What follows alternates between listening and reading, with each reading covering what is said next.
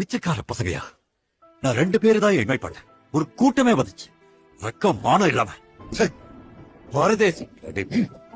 ஐயாவுக்கும் கூட்டாளிகளுக்கும் அழகூர் வட்டம் Vadakalai 200 acre, தெக்கலை 300 acre, சுமார் 500 acre விவசாய நிலமே கிடக்கு. அதுல விளையிற நஞ்ச, புஞ்ச, கரும்பு, அரிசி, பருப்புன்னு அறுவடை போக வருஷம் வர்ற வருமான தொகையிட டாக்குமெண்ட் இது. 50 ஏக்கர் சவுக்கு தோப்பு டாக்குமெண்ட் இது. 80 ஏக்கர் தென்னந்தோப்பு டாக்குமெண்ட் இது. ஐயாவுக்கு உள்ளூர்ல வீடு, பூர்வீக வீடு, 200 பேர் வேலை பார்க்கிற ரைஸ் மில், அதோட சேர்த்து 300 பேர் வேலை பார்க்கிற புஷ்பம், அதுல வர ஒட்டுமொத்த வருமானத்தோட டாக்குமெண்ட் இது.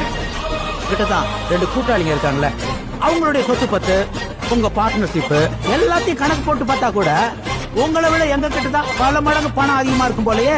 பணம் இருக்கிறவங்க தான் ஸ்டேட்டஸ்ல வசந்தவங்கன்னா, இப்ப சொல்லுங்க, யாரா ஸ்டேட்டஸ்ல வசந்தவங்க? யாரா பிச்சைக்கார பசங்க? யாரா பரதேசி? நாங்க நினைச்சா உங்க கம்பெனியை விலைக்கு வாங்கிடுவோம்.